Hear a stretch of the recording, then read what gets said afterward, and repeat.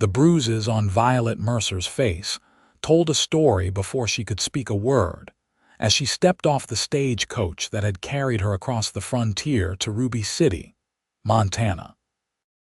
The year was 1878, and the small mining town was still finding its footing in the vast, unforgiving landscape of the American West.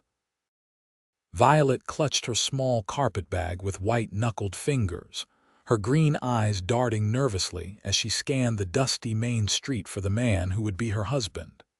Owen Armstrong stood apart from the small crowd, gathered to witness the stagecoach's arrival. Unlike some who had ordered brides with little more than passing interest, he had spent months corresponding with Violet, his letters carefully crafted in the quiet evenings after long days working his cattle ranch. But nothing in those letters had prepared him for the sight of her bruised face and the way she flinched when the stagecoach driver reached to help her down. Owen stepped forward, removing his hat to reveal sandy brown hair as he approached her. At 32, he had the weathered look of a man who had spent his life outdoors, but his eyes were kind beneath the brim of his Stetson. "Miss Mercer?" he asked quietly. Violet startled slightly, then composed herself. "Mr. Armstrong." Her voice carried a slight tremor. He nodded, and for a moment, they simply regarded one another. Owen noted the yellowish-green bruise along her left cheekbone, the split in her lower lip that was just beginning to heal, and the way she held herself as if something pained her beneath her traveling dress. "Your letters didn't mention any trouble on your journey," he said, his voice deliberately gentle. Violet looked away, shame coloring her cheeks. "It was nothing of consequence, Mr. Armstrong." Owen studied her for a long moment before picking up her carpetbag. He noticed how light it was. Everything she owned in the world barely weighed more than a sack of flour. Something twisted in his chest. "Miss Mercer," he said, his voice low enough that the curious onlookers couldn't hear. "I don't know what happened to you before you came here, and you don't have to tell me unless you want to, but I want you to know something right now."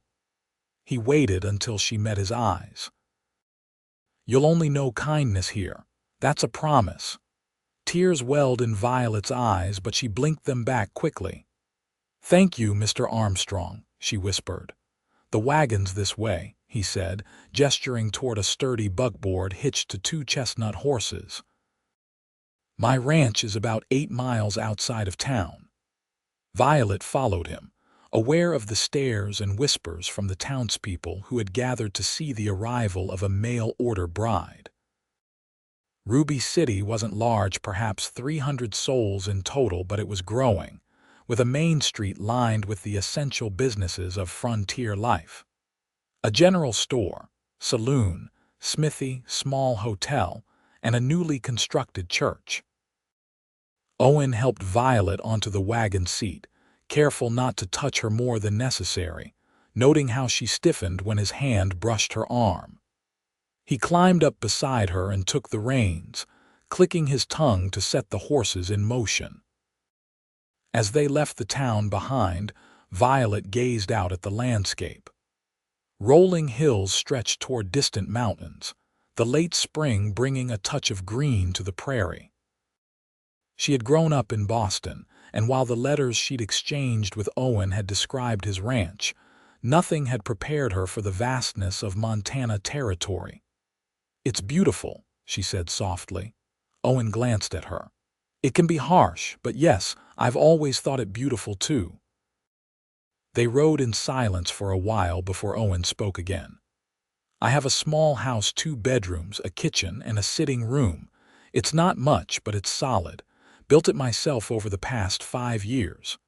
You've been in Ruby City that long?" Owen nodded. "Came out after the war. Worked as a ranch hand until I saved enough to buy my own land. Started with 20 acres and a dozen head of cattle. Now I've got 500 acres and a herd of nearly 200. Violet was impressed. "You've accomplished a great deal." "Had to if I was going to send for a bride," he said with a small smile. Wanted to make sure I could provide properly. The mention of their arrangement brought a flush to Violet's cheeks. She had replied to his advertisement in a moment of desperation, seeing a chance to escape circumstances that had become increasingly unbearable. Now she wondered what he expected of her and what kind of man he truly was, beyond the thoughtful words in his letters. "Mr. Armstrong, Owen," he corrected gently. "If we're to be married, you should call me Owen."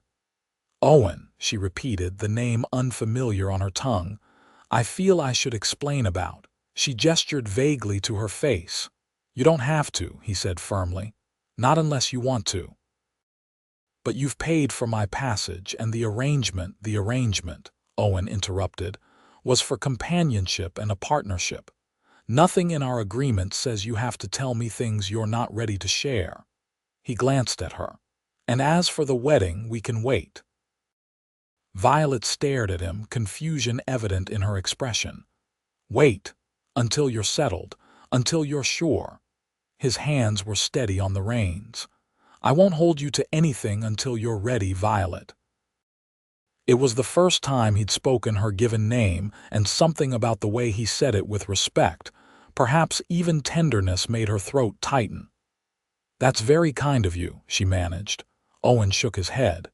"It's not kindness, just decency. No one should be forced into marriage, no matter what papers they've signed." They fell silent again as the wagon rolled through the countryside. Eventually, they crested a hill, and Owen pulled the horses to a stop.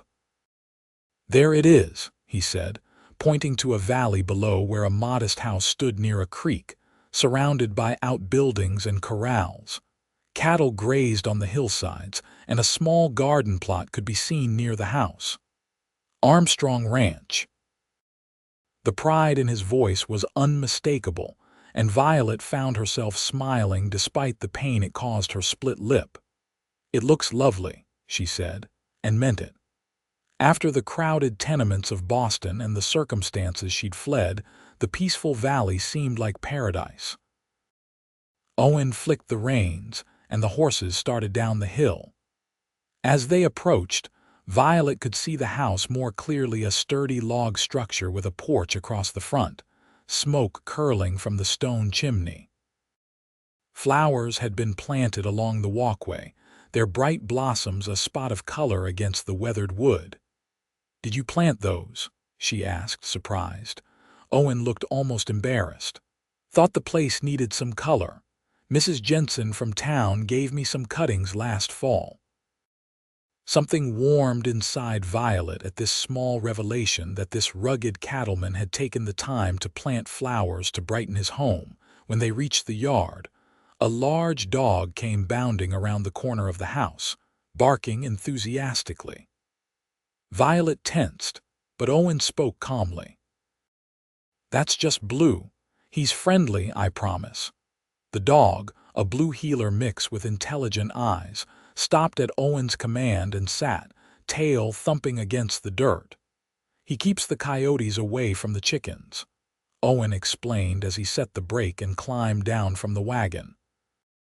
He came around to Violet's side and offered his hand, but didn't insist when she climbed down independently, though he hovered nearby in case she needed support.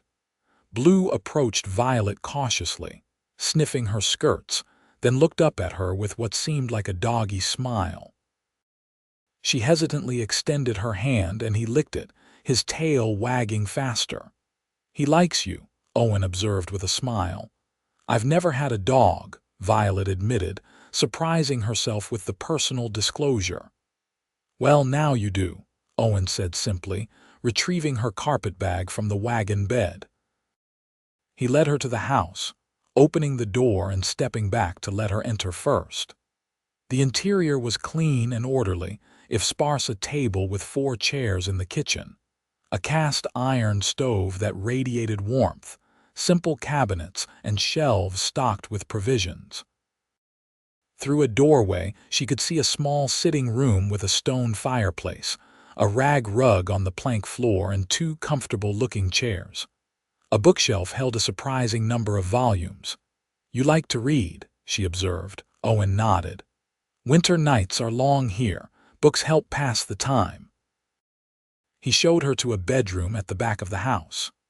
It was small but had a real bed with a handmade quilt, a chest of drawers, and a rocking chair by the window that overlooked the creek and hills beyond. This will be your room, he said, placing her carpetbag on the bed. Mine's across the hall. There's a washroom off the kitchen with a pump inside, and I heat water for baths on Saturday evenings. He paused, seeming uncertain for the first time. I'm sure it's not what you're used to. Violet looked around the simple, clean room and thought of the squalid apartment she'd shared with her uncle after her parents' death, the constant fear, the pain. It's perfect, she said softly. Owen looked relieved. I'll let you settle in. Take your time. When you're ready, I'll have some food on the table. He hesitated at the door. You're safe here, Violet. I want you to know that. After he left, Violet sat on the edge of the bed, listening to his footsteps retreating to the kitchen. She unpacked her meager belongings, 2 dresses besides the one she wore, undergarments, a nightgown, a small framed photograph of her parents, a Bible, and a hairbrush. The entire unpacking took less than 5 minutes. She moved to the window and looked out at the ranch. A gentle breeze rustled the cottonwoods by the creek, and in the distance, cattle grazed peacefully. It was so different from Boston's crowded streets, from the fear that had dominated her life for the past 2 years. In the kitchen, Owen moved quietly, preparing a simple meal of beans, salt pork, and biscuits.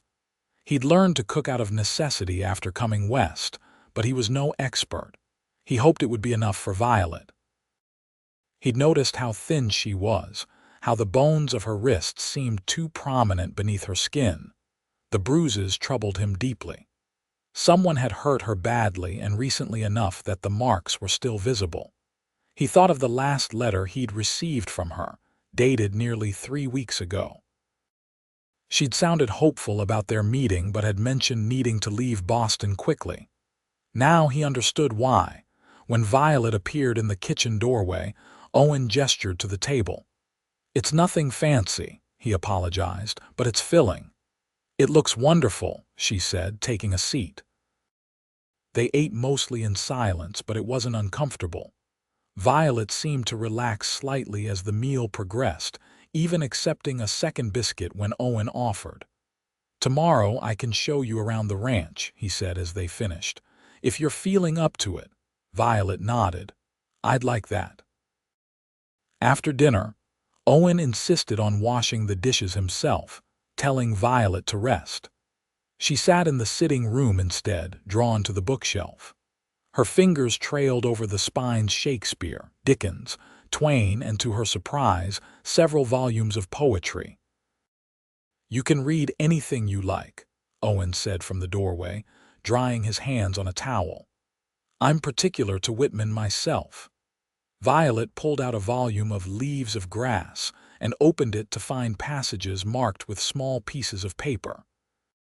I should have known you were a romantic from your letters, she said with a small smile. Owen's ears reddened. I suppose a cattleman isn't supposed to enjoy poetry. I think it's nice, Violet said softly. My father loved books. He was a teacher. It was the first personal information she'd volunteered, and Owen recognized it as the gift it was. What did he teach? He asked, settling into one of the chairs. Literature at a girls' school in Boston. My mother was the headmistress there. Owen nodded, encouraging her to continue but not pushing. They died in a fever epidemic 2 years ago, she said, her voice steady but with an undercurrent of old pain. I went to live with my uncle after that. He was not a kind man. Owen's jaw tightened, but he kept his voice gentle. Is he the one who hurt you? Violet's hands trembled slightly as she closed the book. Yes. When I told him I was leaving to marry you, he was angry. He didn't want to lose the money I earned at the textile mill. She took a deep breath. I left the night before I was supposed to. Slept in the station until the train departed. Owen's hands clenched into fists at his sides, but he forced them to relax. His anger wouldn't help her now. "You're brave," he said simply. "Coming all this way alone, starting over." Violet looked up, surprised. "I've never thought of myself as brave." "Well, you are." Owen stood. "It's been a long day for you. You should rest. We can talk more tomorrow if you like." Violet nodded, suddenly aware of how exhausted she was. "Thank you, Owen, for everything." "You don't need to thank me," he said, and meant it. That night, as Violet lay in the unfamiliar bed listening to the sounds of the Montana night so different from the city noises she was accustomed to, she thought about the strange turn her life had taken. The man sleeping across the hall was nothing like she'd expected, yet somehow exactly what his letters had promised: decent, kind, thoughtful. For the first time in 2 years, she fell asleep without fear. Owen rose before dawn, as was his habit. He moved quietly through the house, not wanting to wake Violet. He stoked the fire in the kitchen stove, put coffee on to boil, and stepped outside to begin his morning chores. Blue followed at his heels, eager to start the day. The early morning light painted the hills in shades of gold and purple as Owen fed the horses and checked on a pregnant heifer in the barn. His ranch hand, Miguel, would arrive later to help with the day's work, branding some late calves and checking the fence line on the north pasture. Owen was collecting eggs from the chicken coop when he heard the house door open. He looked up to see Violet standing on the porch, wrapped in a shawl against the morning chill. Her hair, freed from yesterday's tight bun, fell in dark waves past her shoulders, and despite the bruises, he thought she was beautiful. "You're up early," he called, walking toward the house with a basket of eggs. "I'm used to rising for the mill shift," she explained. "I hope I haven't disturbed your routine." "Not at all. Coffee's hot if you want some." In the kitchen, Owen showed Violet where things were stored as he prepared a simple breakfast of eggs and biscuits left from the previous night. She insisted on helping, setting the table and pouring coffee into tin mugs. "What will your day be like?" she asked as they ate. Owen described the ranch work ahead, the patterns of his days that changed with the seasons. "Miguel helps most days. He lives in town with his wife and children." "Good man, fought beside me in the war." "You were in the Union Army," Owen nodded. "Enlisted when I was 18. Spent 3 years fighting, mostly in Virginia and Pennsylvania." His expression darkened briefly with memories he didn't share. "Miguel was in my company. We came west together after it ended, worked the same ranches until I got this place." As they finished breakfast, the sound of hoofbeats announced Miguel's arrival.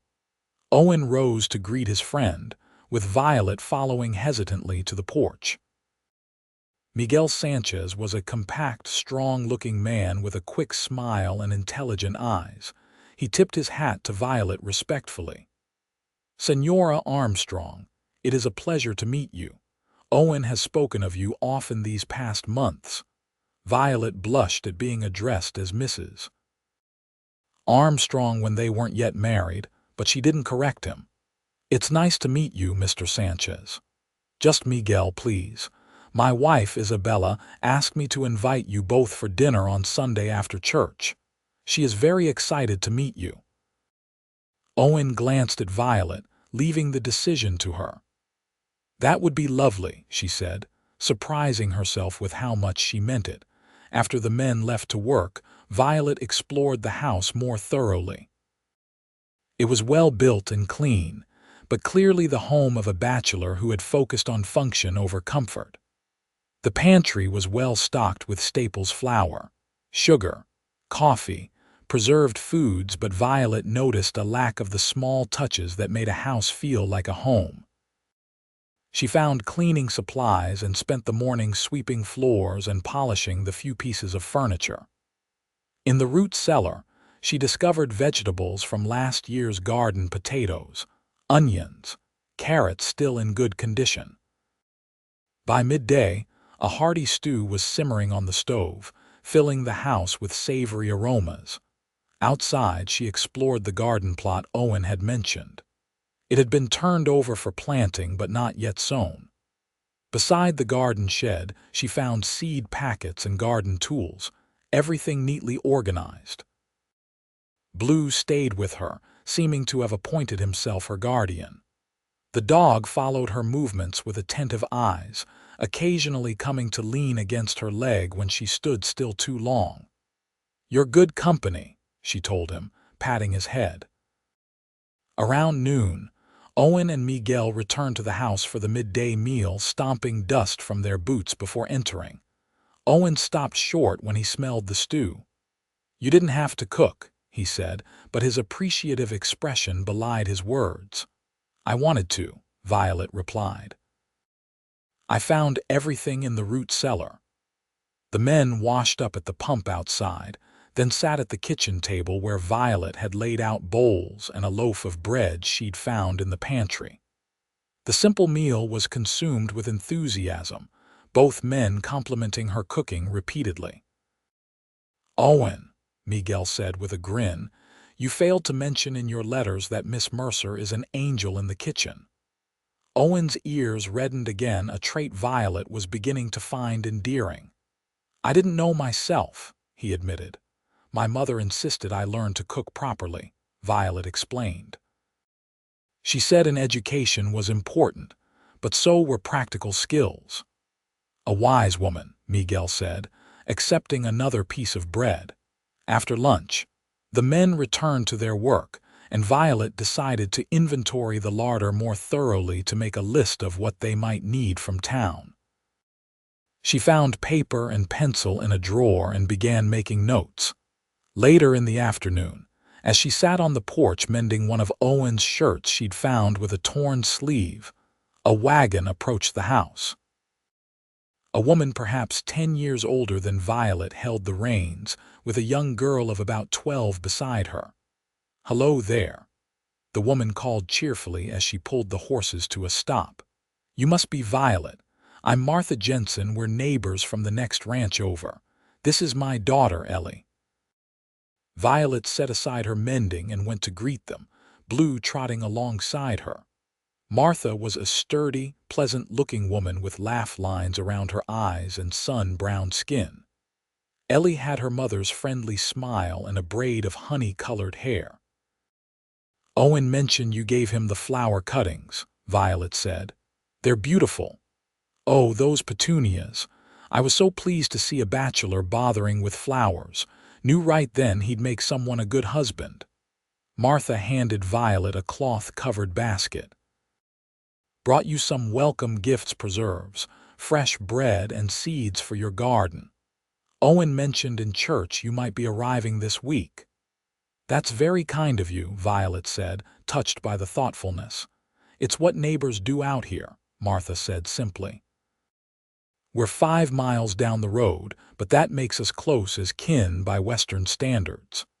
Martha and Ellie stayed for coffee and conversation, and Violet found herself enjoying their company immensely. Martha didn't ask about Violet's bruises, though her eyes had registered them with concern. Instead, she talked about local families, offered practical advice about gardening in the Montana climate, and extended an open invitation to visit anytime. "Women need other women to talk to," she said as they prepared to leave. "Men are fine creatures, but they don't understand certain things." Violet laughed, a sound she hadn't made in longer than she could remember. "I'm finding that to be true." After the Jensens departed, Violet returned to the house with a lighter heart. Their visit had reminded her that she wasn't entirely alone in this new place, that there were good people here willing to welcome her. She decided to use some of the fresh ingredients Martha had brought to make a special dinner.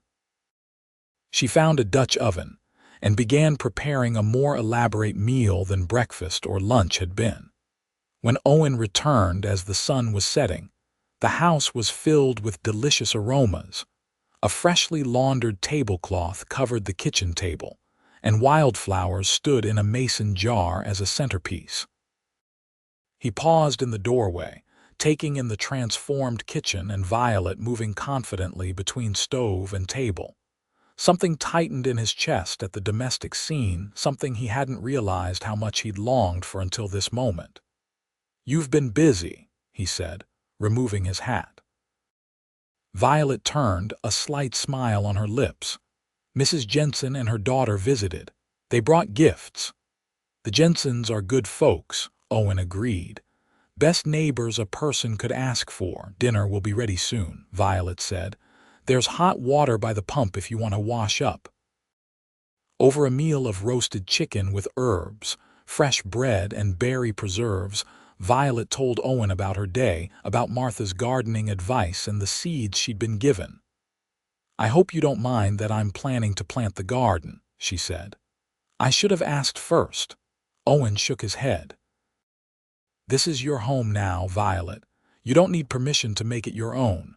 Your home." The words filled Violet with a warmth she hadn't expected. It had been so long since she'd had a place that felt safe, let alone one she could consider her own. "Thank you," she said quietly. After dinner, they sat on the porch as twilight descended, the western sky painted in spectacular colors. Bats flitted overhead, beginning their nightly hunt for insects, and somewhere in the distance, a coyote called. "It's so beautiful here," Violet said, gazing at the silhouettes of mountains against the darkening sky. "It grows on you," Owen agreed. "When I first came, I thought it too empty, too quiet. Now I can't imagine being anywhere else." "In your letters, you mentioned you're from Pennsylvania originally," Owen nodded. "A small town near Pittsburgh. My father worked in the steel mills."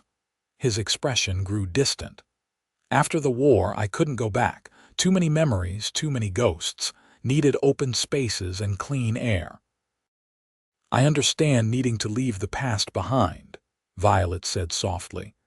They sat in companionable silence as night fell fully, stars appearing in the vast Montana sky in numbers Violet had never imagined possible. "I should check on the livestock once more before turning in," Owen said eventually. "Would you like to come along? The night sky is something to see out by the creek." Violet nodded, wrapping her shawl more tightly around her shoulders against the evening chill. Owen offered his arm hesitantly, and after a moment's pause she took it. His solid presence beside her was reassuring rather than threatening as they walked toward the barn, Blue leading the way.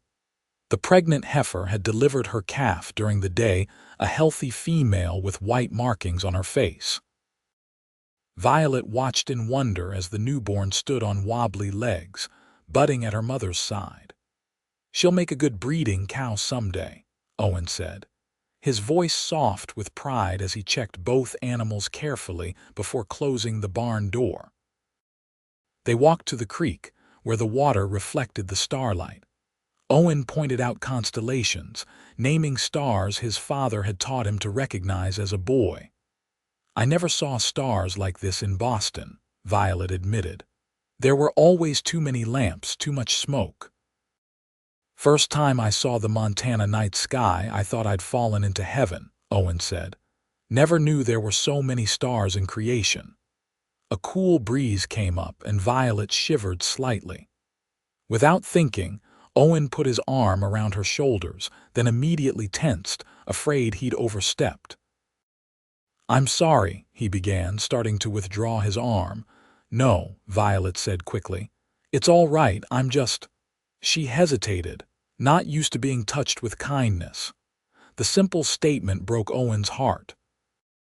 He left his arm where it was, a light, protective presence, and they stood by the creek for a long time, watching the stars and listening to the water's gentle murmur.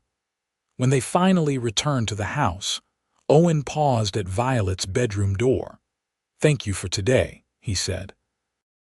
"For the meals, for making this place feel more like a home than it ever has." Violet looked up at him, seeing the sincerity in his eyes. "Thank you for giving me a place to belong." He smiled, then wished her good night, disappearing into his own room across the hall. As Violet prepared for bed, she realized that, for the first time since her parents' deaths, she felt something like hope stirring in her heart. Owen Armstrong was nothing like her uncle, nothing like the men who frequented the saloon near the mill who had looked at her with hungry eyes. He was steady, gentle, respectful of her boundaries, and perhaps, someday, she could love him. The next few days fell into a pattern. Owen worked the ranch with Miguel during the day while Violet established her place in the household. She planted the garden, adding rows of vegetables and herbs that would sustain them through the coming winter. She baked bread, mended clothes, and explored the surrounding area with Blue as her constant companion. Each evening, she and Owen would sit on the porch or by the fire, talking more freely as they grew comfortable with one another. He told her stories of his time in the cavalry during the war, of coming west and learning to be a cattleman. She shared memories of her parents and her life before they died, though she spoke little of the time with her uncle. Her bruises began to fade, and with them, some of her wariness. She no longer flinched when Owen moved suddenly, no longer kept a careful distance between them at all times. Sometimes their hands would brush as they worked together, and neither would pull away. On Saturday afternoon, Owen prepared for his weekly trip into Ruby City for supplies. "Would you like to come along?" he asked Violet as he hitched the horses to the wagon. "We can pick up anything you need, and you could meet some of the townspeople." Violet hesitated, but then nodded. "I'd like that." They made the journey to town an easy conversation, with Owen pointing out landmarks and sharing the history of the area. Ruby City had been founded just after the war when silver was discovered in the nearby hills. The mine had played out within a few years, but the town had survived as a center for the ranching community that developed afterward. As they approached Ruby City, Violet grew quieter, nervously smoothing her dress. The bruises on her face had faded to yellowish shadows, but she was still self-conscious about them. "We don't have to stay long," Owen assured her. "Just long enough to get supplies." The main street was busier than when Violet had arrived, with Saturday being a common day for ranchers and their families to come to town. Owen helped Violet down from the wagon in front of Jensen's general store, nodding greetings to several people as they entered. Inside, Martha Jensen was behind the counter, her face lighting up when she saw Violet. "There you are. I was hoping Owen would bring you to town soon." She came around the counter to greet them. "How are you settling in?" "Very well, thank you," Violet replied. "The garden is planted, and the seeds you gave me are already sprouting." "Wonderful. Now, what can I help you with today?" Owen handed Martha the list they had prepared together. As she gathered the items, the bell over the door jingled and a well-dressed older woman entered, followed by two younger women who bore a strong resemblance to her. "Mrs. Whitfield," Martha greeted her. "Ladies, have you met Mrs. Armstrong? She arrived just this week from Boston." Violet started to correct her. She and Owen weren't married yet, but Owen spoke first. "Mrs. Whitfield, Miss Alina, Miss Jane, this is Violet Mercer." Mrs. Whitfield surveyed Violet with thinly veiled curiosity. "So you're the mail-order bride we've heard about. How interesting." There was something in her tone that made Violet straighten her spine. "It's a pleasure to meet you," she said with perfect Boston politeness. Mrs. Whitfield's eyes lingered on the fading bruises on Violet's face, and her lips pursed slightly. "I'm sure you'll find Ruby City quite different from Boston, so much more primitive." "I find it charming," Violet replied evenly. "Everyone has been most welcoming." Mrs. Whitfield sniffed. "Well, I suppose one makes the best of one's circumstances. Come along, girls." She swept toward the fabric section of the store, her daughters following. "Don't mind Agatha Whitfield," Martha said in a low voice once they were out of earshot. "Her husband owns the bank, and she thinks that makes her frontier royalty." Owen's hand came to rest lightly on the small of Violet's back, a gesture of support that she found unexpectedly comforting. "Violet outclasses her by a country mile," he said, just loud enough for Martha to hear. Martha grinned. "That she does." They finished their shopping, with Violet adding a few items to their list: thread, fabric for curtains, and a small mirror. As Owen paid, the door opened again, and a man in a sheriff's badge entered. "Sheriff Wallace," Owen greeted him. "How are things?" "Quiet enough, Armstrong." The sheriff's eyes moved to Violet. "This must be Miss Mercer." "Sheriff Daniel Wallace, madam.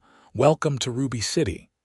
Violet thanked him, but noticed his gaze, like Mrs. Whitfield's, lingering on her bruises. Unlike the banker's wife, however, his expression was one of professional assessment rather than judgment. "Everything all right out at your place?" he asked Owen casually. "Couldn't be better," Owen replied, understanding the unasked question. "Violet's already making improvements I should have thought of years ago." Sheriff Wallace nodded, seemingly satisfied. "Good to hear. Miss Mercer, if you need anything while you're in town, my office is just down the street." After loading their purchases into the wagon, Owen suggested they visit the church before heading back to the ranch. "Pastor Mills and his wife are good people," he explained, "and we're expected for Sunday services tomorrow." The church was a simple white clapboard building with a modest steeple. Inside, a man in his 50s was polishing the altar rail while a woman arranged flowers at the pulpit. "Owen," the woman exclaimed when she saw them. "And you must be Violet. I'm Rebecca Mills, and this is my husband Thomas." Pastor Mills approached with a warm smile, wiping his hands on a cloth before extending one to Violet. "A pleasure to meet you, my dear. Owen's letters have been full of anticipation these past months." Violet glanced at Owen, who looked slightly embarrassed. "It's nice to meet you both," she said. "Will we see you tomorrow for services?" Rebecca asked. Owen looked to Violet, who nodded. "Yes, we'll be there." "Wonderful. And you must join us for the community luncheon afterward. Everyone brings a dish to share. It's how we welcome newcomers properly." As they left the church, Owen asked, "Are you sure about tomorrow? I don't want you to feel pressured." Violet considered for a moment. "I'd like to go. It seems important to you." "It is," he admitted. "Not just the church service, but being part of the community. Out here, neighbors need each other to survive." On the ride back to the ranch, they passed the town cemetery on the outskirts of Ruby City. Violet noticed Owen's expression grow solemn. "Someone you know?" she asked gently. He nodded. "My first foreman, Jack Harlow. Good man. Caught pneumonia 2 winters back and couldn't shake it." He paused. "He was the closest thing to family I had out here until Miguel and his family." The simple statement revealed more than perhaps he intended: the loneliness he must have felt, the isolation of ranch life without close connections. "And now?" Violet asked softly. Owen glanced at her, something vulnerable in his expression. "Now I hope I'm building something more." Back at the ranch, they unloaded the supplies together, working in tandem as if they'd been doing so for years rather than days. When everything was put away, Owen mentioned he needed to repair a section of fence before sundown. "Would you like help?" Violet offered. He looked surprised. "It's hard work." "I'm stronger than I look," she said with a small smile, "and I'd like to learn more about the ranch." Owen studied her for a moment, then nodded. "All right, but tell me if it gets to be too much." Together they loaded tools and fence posts into the wagon and drove to the northern pasture. As they worked, Owen explained the importance of maintaining good fences. not just for keeping their cattle in, but for maintaining peaceful relations with neighboring ranchers. Violet held the posts steady as Owen drove them into the ground, then helped stretch the wire between them. The work was indeed hard, but she found satisfaction in it, in building something tangible and useful with her own hands. As they finished, the setting sun cast long shadows across the pasture. Owen straightened, pushing his hat back to wipe sweat from his brow. "You're a natural," he said, admiration evident in his voice. "Most city folks would have given up an hour ago." Violet shrugged, pleased by the compliment. "I worked 12-hour shifts at the mill. This is different work, but not harder." Owen's expression sobered. "Your uncle made you work at the mill," Violet nodded, packing tools back into the wagon. "After my parents died, he took control of what little money they left, said I had to earn my keep." Her voice was matter-of-fact, without self-pity. The textile mill was the only place hiring young women without references. Owen's jaw tightened, but he kept his voice steady. "Did he take your wages?" "Most of them. Said it was for room and board, though there was never enough food and I slept on a pallet in the kitchen." She hesitated, then added quietly, "When I started saving in secret for the train ticket to come here, he found out. That's when." She didn't need to finish the sentence. Owen's hands clenched on the fence post he was loading. "If he were here right now," Owen said carefully, "I'm not sure I could be responsible for my actions." The fierce protectiveness in his voice warmed Violet unexpectedly. "He's 3,000 miles away," she reminded him gently. "And I'm here now." Owen nodded, his expression easing. "Yes, you are." That evening, after a simple supper, Violet approached Owen with the mending basket. "I found your Sunday clothes," she said. "But the shirt needs pressing and there's a button missing from the vest. I can fix it tonight if you'd like." Owen looked up from the ledger where he'd been recording the day's work. "You don't have to do that." "I'd like to," she insisted. "And I found a dress in my things that should be suitable for church, but it needs pressing too." As she worked on his clothes, Owen read aloud from a volume of Twain's stories, his deep voice bringing the characters to life. Violet found herself laughing at the humor, temporarily forgetting her worries about the next day and meeting more of the townspeople. Later, as they prepared for bed, Owen paused at her door.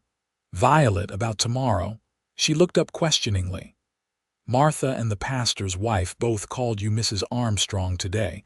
I didn't correct them because—" He hesitated. "Because I wasn't sure what you'd prefer. We haven't discussed when or if we'll marry." Violet considered this. "I noticed.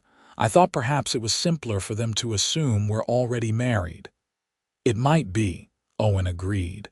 "But I don't want you to feel uncomfortable or pressured. We can tell people the truth if you prefer." "What is the truth exactly?" Violet asked softly. "We have an agreement, but you said we could wait." Owen leaned against the doorframe, his expression thoughtful. "The truth is that I sent for a bride because I was lonely and wanted a partner to share this life. The truth is that I've come to admire you more in these few days than I thought possible." He met her eyes. "And the truth is that I'll wait as long as you need, even if that means never marrying at all." Violet's heart quickened at his words. "What would happen then, if we never married?" "I'd help you establish yourself somewhere, if that's what you wanted. Set you up with enough money to start fresh, maybe in Ruby City or another town where you could make a good life." The offer was so generous, so unexpected, that Violet was momentarily speechless. This man who barely knew her was willing to give her the freedom to choose her own path, even if it led away from him. "Why would you do that?" she finally asked. Owen's answer was simple. "Because no one should be forced to live a life they didn't choose. I saw enough of that during the war." Violet studied him in the lamplight, this man who had already shown her more kindness than she'd known in years. "I think," she said slowly, That for now, we can let people believe what they want to believe, and we can decide about the rest when we know each other better." Owen nodded, relief evident in his features. "That seems wise." He hesitated, then added, "For what it's worth, I'm glad you're here, Violet, whatever happens between us." "So am I," she replied, and was surprised to realize how completely she meant it. Sunday morning dawned clear and bright.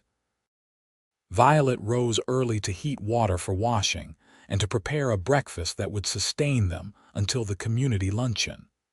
She put on her best dress, a simple blue cotton that had been her mother's, and that she had carefully altered to fit herself. With her hair arranged neatly, and her bruises now barely visible, she felt more like her old self than she had in months. When Owen emerged from his room in his pressed shirt and vest, freshly shaved, and with his hair neatly combed, Violet was struck by how handsome he was.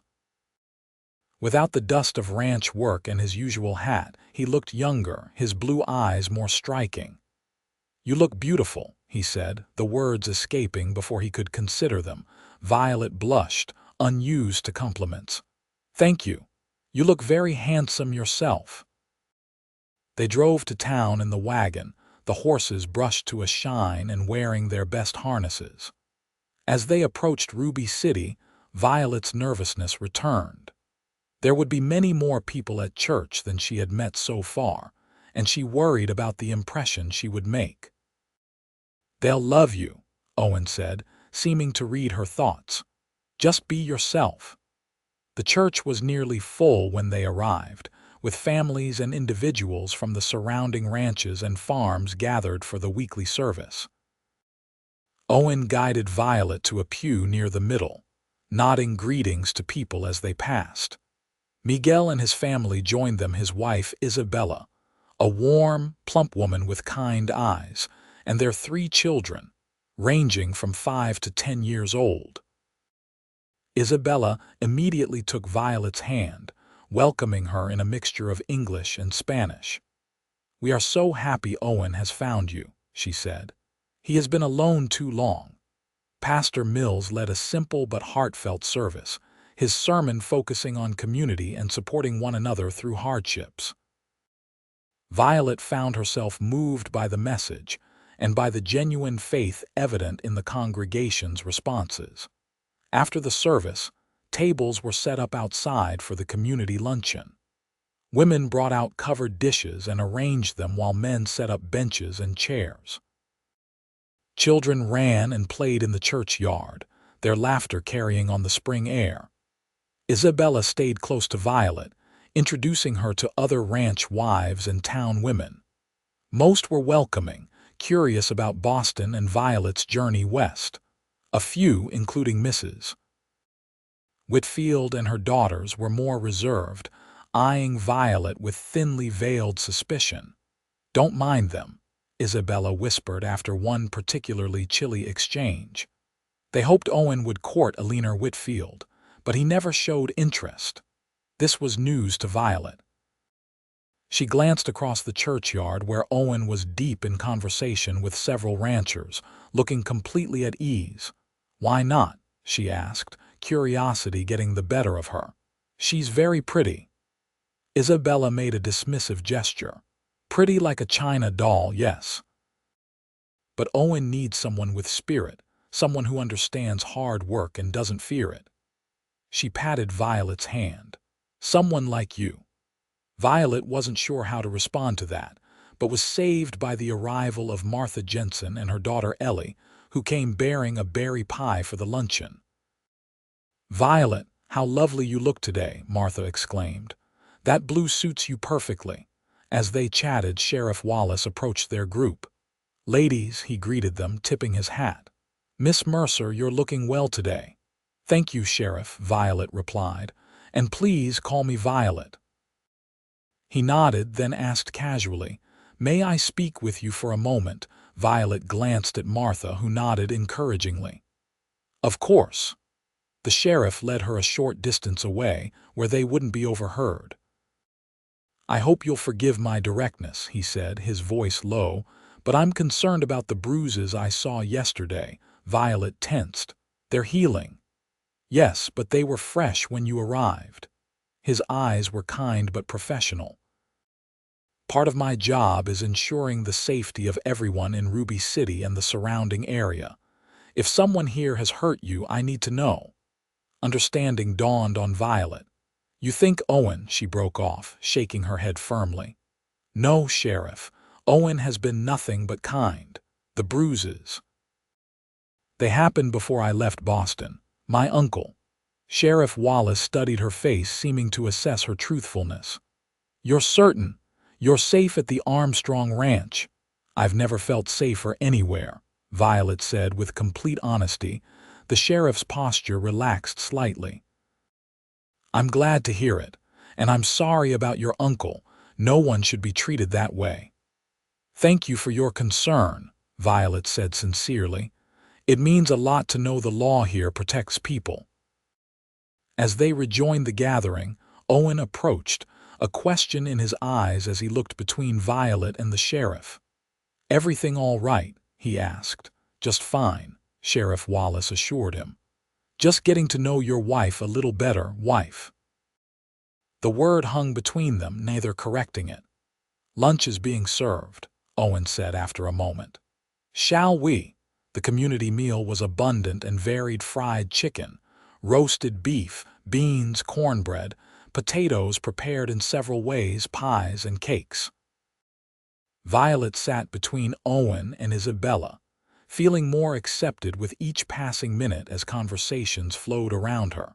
After lunch, as people began to disperse, Owen was pulled into a discussion about a potential cattle drive later in the summer. Violet found herself walking with Rebecca Mills near the church's small garden. You seem to be settling in well, Rebecca observed. Owen looks happier than I've seen him in years. He's a good man, Violet said. Rebecca nodded. One of the best. When he first came to Ruby City, he was so haunted by the war. Barely spoke to anyone for months. It took time for him to trust people again. He doesn't talk much about that time, Violet said. He may never talk about some of it, Rebecca replied gently. Some wounds heal but leave scars we carry forever. She looked at Violet knowingly. I imagine you understand that. Violet met her gaze, recognizing the compassion there. Yes, I do. What matters is that we don't let those scars define us or keep us from finding happiness. Rebecca touched Violet's arm lightly. I think you and Owen might help heal each other's scars if you let yourselves. On the ride back to the ranch, Violet was quieter than usual, considering Rebecca's words. Owen respected her silence, content to let her process the day at her own pace. As they crested the hill overlooking the ranch, Owen pulled the horses to a stop, just as he had on the day of her arrival. What do you think? He asked. After seeing more of the town and meeting the people. Violet gazed down at the ranch, at the house with its porch and smoking chimney, the barn and corrals, the garden she'd planted, the creek winding through the property. In just a week, it had begun to feel like home in a way no place had since her parents' house in Boston. I think I could belong here, she said softly. Owen's smile was warm and genuine. I think you already do. As spring blossomed into summer, Violet and Owen established a rhythm to their days. She took charge of the household and garden, learning from Martha Jensen and Isabella Sanchez the particular challenges of maintaining a home on the frontier.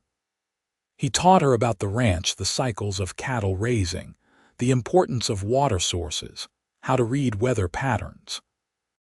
They continued to sleep in separate bedrooms, though their evenings were spent together reading, talking, or simply sitting in companionable silence on the porch as the Montana sky performed its nightly show of stars. The question of marriage remained unspoken between them, though in town, everyone addressed Violet as Mrs. Armstrong, and neither she nor Owen corrected them. It was simpler that way. protecting both her reputation and providing a shield against questions about her past. Violet's garden flourished, producing vegetables in abundance. She learned to preserve food for the coming winter, canning, drying, and storing in the root cellar. Owen built additional shelves to accommodate her industry, his pride in her accomplishments evident in his smile. One evening in mid-July, as they sat on the porch after dinner, Owen seemed preoccupied, his usual attentiveness replaced by a distant expression. "Is something wrong?" Violet finally asked. He hesitated, then said, "Miguel and I have been discussing the cattle drive. We need to move about 100 head to the railhead at Helena for sale." "When would this be?" "We'd leave in about 2 weeks. It's a 10-day journey there and back if the weather holds."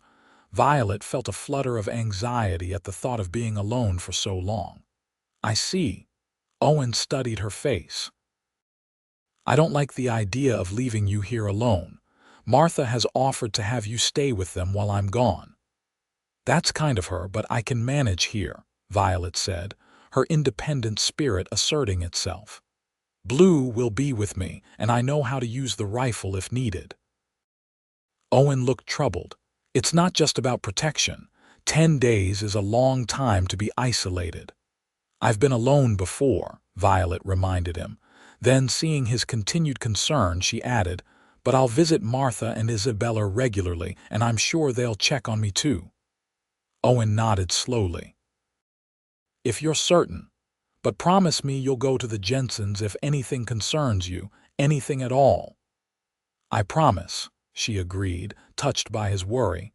The next 2 weeks passed quickly as preparations were made for the cattle drive. Owen worked from dawn until dusk, selecting the cattle to be sold, checking that they were healthy and strong enough for the journey. Violet preserved the summer bounty from her garden and prepared supplies for Owen and the other men who would make the drive.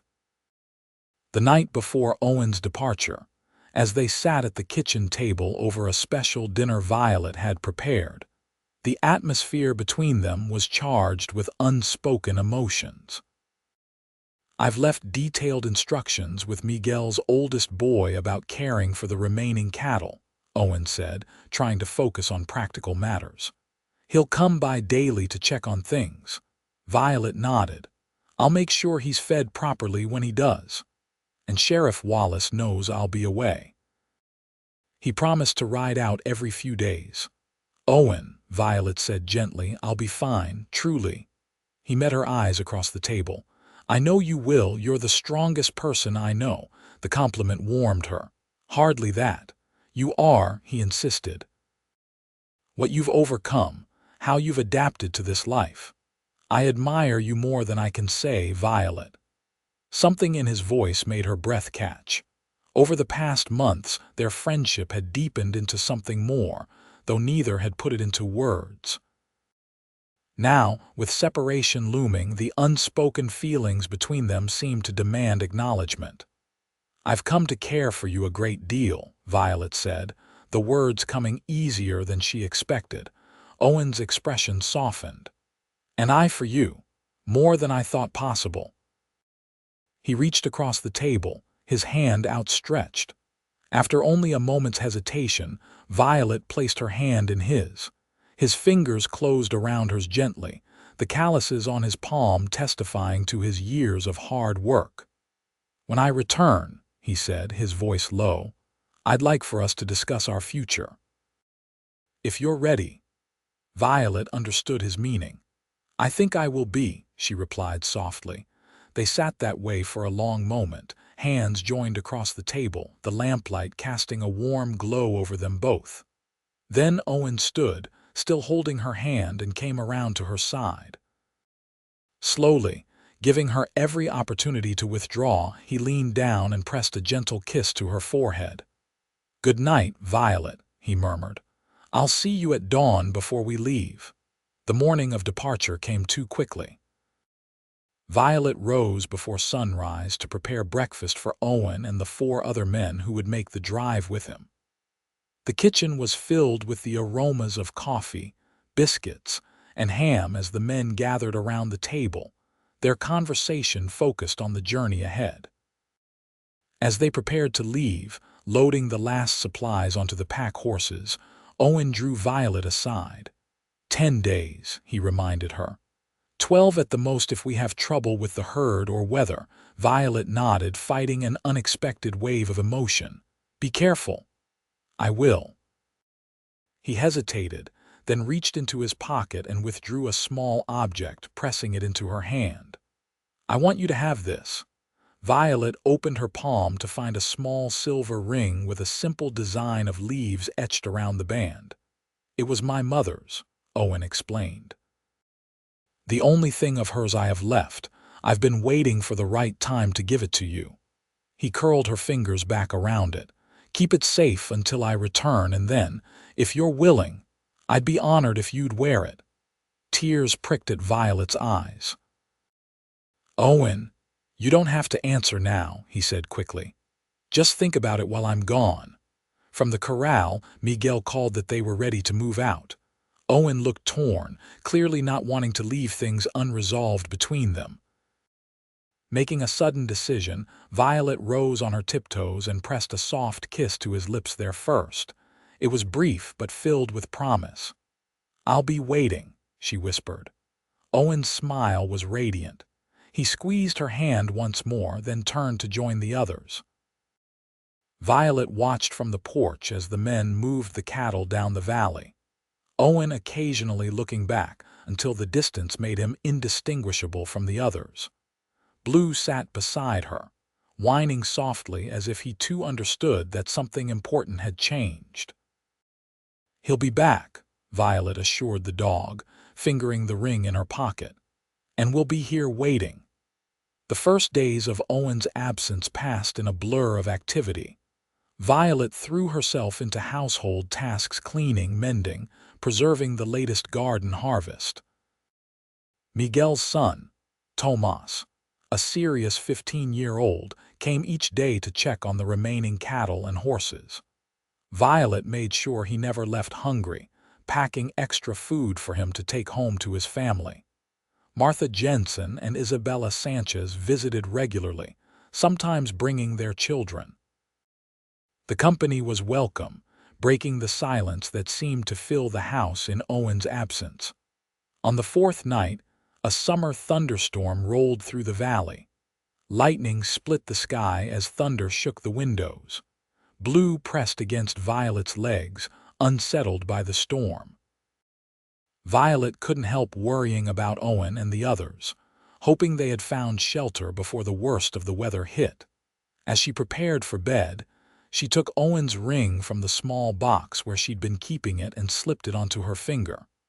It fit perfectly, as if it had been made for her. Looking at it in the lamplight, Violet made her decision. The next morning, Violet rode to town with Tomas, who was making a trip for supplies. It was her first visit to Ruby City without Owen, and she felt a new confidence as she moved through the familiar streets, greeted by name by people she now considered neighbors and friends. At the general store, Martha welcomed her warmly. "How are you managing, dear?" "Is the house too quiet without Owen?" "It is," Violet admitted, "but I'm keeping busy." As she gathered the few supplies she needed, the bell over the door jingled and Mrs. Whitfield entered with her daughters. "Mrs. Armstrong," she greeted Violet, her tone more cordial than it had been at their first meeting. "I hope you're well. We were just discussing the quilting circle meeting next week. You'll join us, won't you?" The invitation surprised Violet. "I'd be delighted, thank you." "Excellent. It's at the church on Wednesday afternoon." Mrs. Whitfield paused, then added, "Eleanor has been working on a new pattern she learned from her cousin in Denver. Perhaps you could show us some Eastern techniques." "I'd be happy to," Violet replied, recognizing the olive branch for what it was. After Mrs. Whitfield and her daughters moved to another part of the store, Martha raised her eyebrows at Violet. "Well, it seems you've been accepted into Ruby City society." Violet laughed softly. "It appears so. "It's Owen," Martha explained, lowering her voice. "He's respected here, and people are pleased to see him settled with someone suitable." The phrase gave Violet pause. "Suitable, strong, capable, kind," Martha enumerated. "Even Agatha Whitfield can see those qualities in you, whatever her initial reservations might have been." As Violet prepared to leave the store, Sheriff Wallace entered. "Mrs. Armstrong," he greeted her. "I was planning to ride out to check on you today." "As you can see, I'm doing well," she assured him. "But I appreciate your concern," the sheriff nodded. "Heard from Owen yet?" "Not yet. I don't expect news until they reach Helena." "Cattle drives are unpredictable," Wallace said. "Weather, terrain, a dozen other factors can slow them down, but Owen knows what he's doing. He'll be back on schedule if anyone can manage it." The vote of confidence was reassuring. "Thank you, Sheriff." "Daniel," he corrected her with a smile. "We're not much for formality in Ruby City, as you've probably noticed." On the ride back to the ranch, Violet reflected on how much her life had changed in just a few months. From the frightened, bruised woman who had stepped off the stagecoach to someone who was accepted and respected in the community, the transformation seemed almost miraculous. And at the center of that transformation was Owen, his patience, his kindness, his unwavering belief in her strength even when she doubted it herself. The days continued to pass, marked by the rhythms of ranch life and Violet's growing certainty about her future. On the 9th day, she began watching the trail from town more frequently, hoping for the first glimpse of riders returning. The 10th day came and went with no sign of Owen and the others. Violet reminded herself that they had allowed for up to 12 days for the round trip, depending on conditions. Still, anxiety gnawed at her as she moved through her daily tasks. On the morning of the 11th day, Tomas arrived earlier than usual, his expression troubled. "What is it?" Violet asked, immediately alert. "My father sent word from town," the boy explained. "The telegraph office received a message from Helena. The cattle drive was delayed by bad weather in the mountains. They are only starting back now." Violet's heart sank. "How much longer?" "Another 4 or 5 days, perhaps." Tomas looked apologetic, as if the delay were somehow his fault. "Thank you for letting me know," Violet said, managing a smile for the boy's benefit. "At least now I won't worry unnecessarily." But worry she did, especially when another storm blew through that night, more severe than the previous one. Wind howled around the house, rattling the windows and driving rain against the walls in sheets. Blue stayed close to Violet, both of them taking comfort in each other's presence as the storm raged. The next day dawned clear, the storm having blown itself out overnight. Violet went to check the garden, finding several plants flattened by the wind and rain. As she worked to salvage what she could, the sound of approaching hoofbeats made her look up expectantly. It was Sheriff Wallace, riding alone. Something in his expression made Violet's stomach clench with fear. "Daniel," she greeted him, wiping her hands on her apron. "Is there news?" The sheriff dismounted, his face grave. "There is, Violet. May we go inside?" Her legs suddenly unsteady, Violet led the way to the house. Inside, she mechanically offered coffee, which the sheriff declined. "Please," she said, sinking into a chair at the kitchen table. "Tell me what's happened." Wallace sat opposite her, removing his hat. "There was a telegraph from Helena this morning. The cattle drive was caught in that storm last night while crossing a river. The water rose suddenly, and several men and cattle were swept downstream." Violet's hands gripped the edge of the table. "Owen." "He went in after one of the younger hands who was struggling," Wallace said quietly. "They were both carried downstream some distance. The young man made it to shore, but Owen—" "No," Violet whispered, shaking her head in denial. "No, he can't be. They haven't found him, Violet. the sheriff continued gently. Miguel and the others are searching, but the river was running high and fast. They've telegraphed for more men from Helena to help with the search. The room seemed to spin around Violet. This couldn't be happening. Not now, not when they were just beginning to build a life together. I need to go there, she said, rising shakily to her feet. I need to help search. Sheriff Wallace stood as well, his expression compassionate but firm. It's a 3-day hard ride to where they are, Violet. And the conditions are dangerous. The best thing you can do is wait here in case there's news. I can't just sit here and do nothing. Violet's voice rose, panic edging into it. You won't be alone, Wallace promised. Martha and I have already discussed it. She'll come stay with you and I'll bring any news the moment it arrives. Violet sank back into the chair, a numbness spreading through her. Blue whined and pressed his head against her leg, sensing her distress. This can't be happening, she whispered again. He promised he'd come back. Sheriff Wallace had no answer for that. He stayed a while longer, making sure Violet wasn't going to do anything rash, then promised to return the next day with Martha. After he left, Violet sat motionless at the table as the shadows lengthened across the kitchen floor.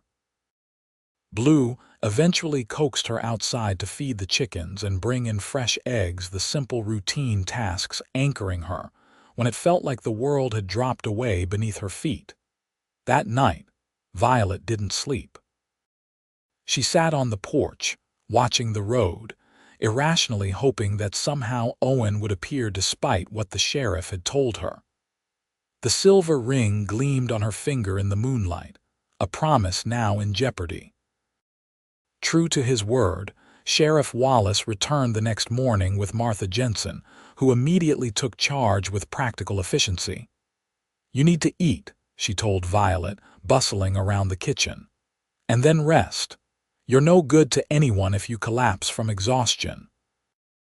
Violet submitted to Martha's ministrations, knowing her friend was right, but finding it hard to care about her own well-being when Owen was missing. He's strong, Martha said as she pressed a cup of tea into Violet's hands, and he knows those mountains better than most. If anyone can survive being swept downriver, it's Owen Armstrong. Violet clung to those words in the days that followed. A routine established itself. Sheriff Wallace would ride out each day with any news from the telegraph office. Martha would keep Violet busy with household tasks to prevent her from dwelling too much on dark possibilities. And Tomas continued to care for the livestock with quiet determination. 5 days after Sheriff Wallace's initial visit, Violet was hanging laundry on the line, her movements mechanical, when she heard Blue bark excitedly from the front yard. Looking up, she saw a cloud of dust on the road from town, several riders approaching at speed. Her heart leapt to her throat as she dropped the wet sheet back into the basket and ran toward the house. Martha emerged from the kitchen, wiping her hands on a towel.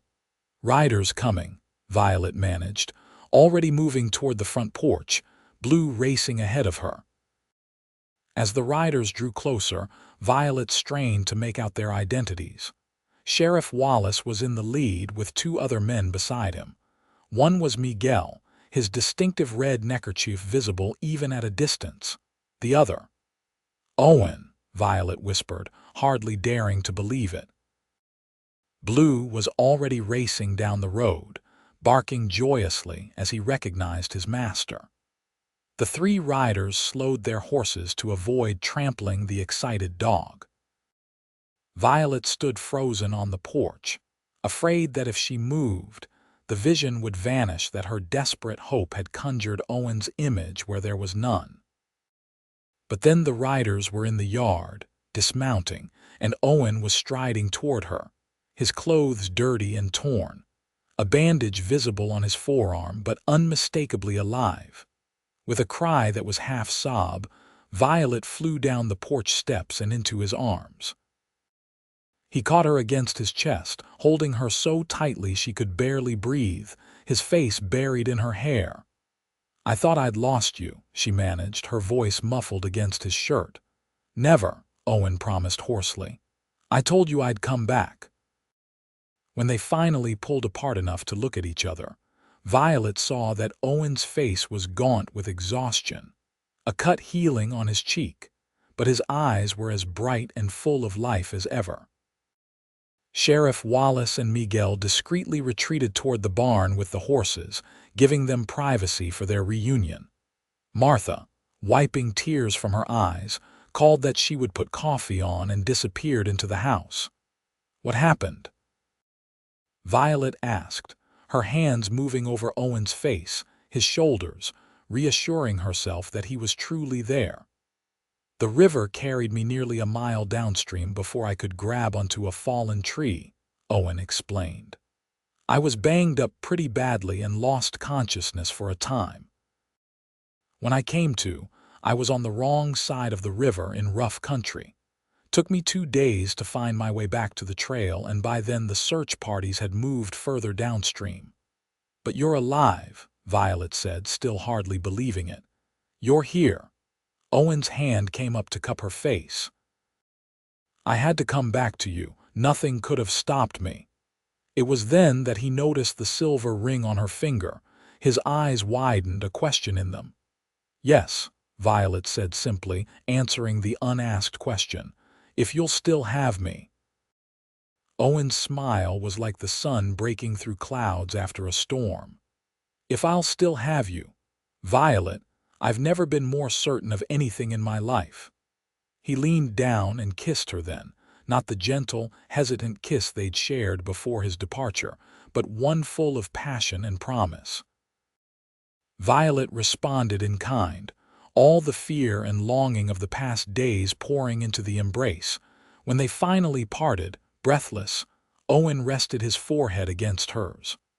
"I love you," he said, the words simple but profound.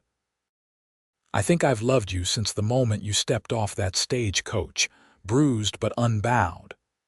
"And I love you," Violet replied, the words coming easily now. "For showing me what kindness truly means, for giving me a home, for believing in me even when I didn't believe in myself." They might have stayed that way indefinitely, lost in each other, if not for Blue's insistent barking and Martha calling from the porch that the coffee was ready. Hand in hand, they walked toward the house, their house, to begin the next chapter of their life together. 2 weeks later, on a perfect late summer day, Owen and Violet were married in the small church in Ruby City. The entire community turned out for the occasion, filling the church to capacity and spilling into the yard outside. Violet wore a new dress of pale blue silk, ordered specially from Helena. Martha Jensen had helped her arrange her hair with wildflowers, and she carried a small bouquet from her own garden. Owen, standing tall and handsome in a new suit, looked at her with such love and pride that Violet felt her heart might burst with happiness. Pastor Mills conducted a simple but heartfelt ceremony, speaking of the journey that had brought them together and the strength they had found in each other. "Marriage," he said, his voice carrying through the church, "is not just the joining of two people, but the building of a home not merely of wood and stone, but of shared dreams, mutual respect, and abiding love." Owen and Violet have already begun that building, and today they make it official before God and this community. When they exchanged vows and rings, a new gold band for Owen to match Violet's silver one, there wasn't a dry eye in the church. Even Mrs. Whitfield was seen dabbing discreetly at her eyes with a lace handkerchief. The celebration afterward lasted well into the evening, with music, dancing, and enough food to feed everyone twice over. Sheriff Wallace proposed a toast to the newlyweds, speaking of their courage and determination. Miguel and Isabella presented them with a handmade quilt for their bed, embroidered with their names and wedding date. As twilight fell, Owen and Violet slipped away from the festivities, riding home to their ranch in a wagon decorated with ribbons and flowers by the town's children. Blue ran alongside, seeming to understand that this was a special occasion. At the crest of the hill overlooking their valley, Owen stopped the horses, just as he had on the day Violet arrived.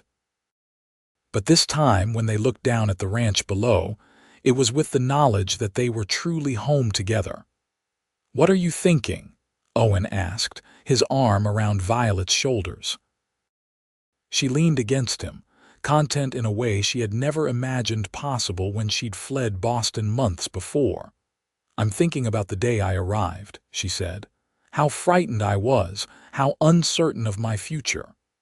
She looked up at him, love shining in her eyes. "And how you promised that I would only know kindness here." Owen's arm tightened around her. "It was a promise I intend to keep for the rest of our lives." "I know," Violet said softly, "and it's a promise I make to you as well." Under the vast Montana sky, with the first stars appearing overhead and their home waiting below, they sealed that promise with a kiss, the first of countless more to come in the years ahead. As seasons changed and years passed, the Armstrong ranch prospered under Owen and Violet's care. The herd grew, the house expanded to accommodate their growing family, and their reputation for hospitality became known throughout the territory. Their first child, a daughter they named Elena Rebecca after both their mothers, arrived a year after their wedding.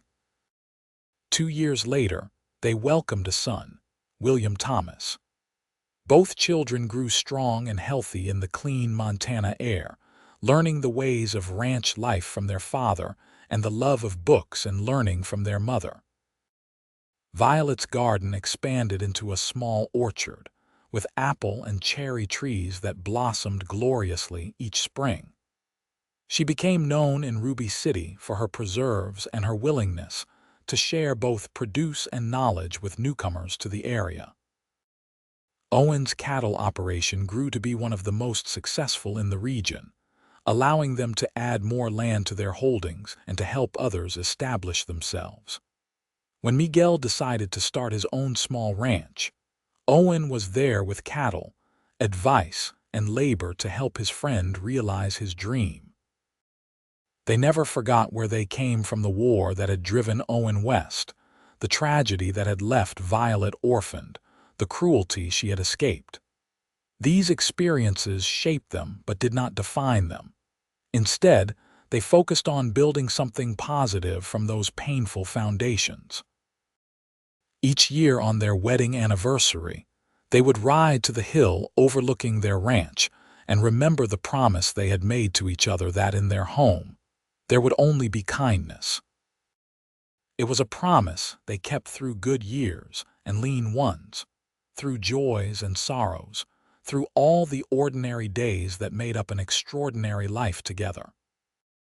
And if sometimes, in the quiet evenings after the children were asleep, Violet would touch the faded scars that remained from her uncle's brutality, Owen would take her hand and kiss each finger, reminding her without words that the past had no power over their future.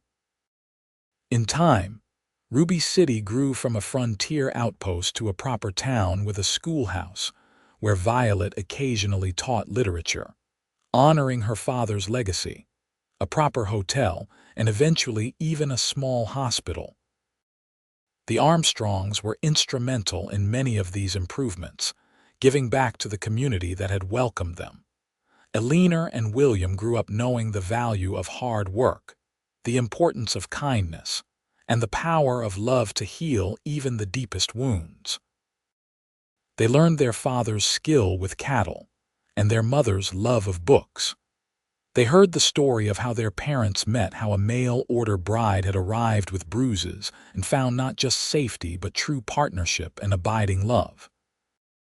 On their 30th wedding anniversary, with their children grown and grandchildren playing in the yard of the ranch house that had expanded over the decades, Owen and Violet once again stood on the hill overlooking their valley. "Did you ever imagine this?" Owen asked, his hair now silver but his blue eyes as bright as ever. That first day when you stepped off the stage coach, Violet, still beautiful in her 50s, with streaks of gray in her dark hair, shook her head. I only hoped for safety. I never dared dream of happiness like this. Owen took her hand, the one that still wore his mother's silver ring alongside her wedding band. You know, I think I did. The moment I saw you, bruised but standing tall, I knew you were someone special. Someone who would help me build not just a ranch, but a life. Violet leaned against her husband, watching the sun set over the land that had become so deeply theirs. We did build something beautiful, didn't we? The most beautiful thing in the world, Owen agreed softly. A place where kindness rules. And as they had so many times before, they sealed that truth with a kiss, grateful for the journey that had brought them together and the love that had sustained them through all the years between.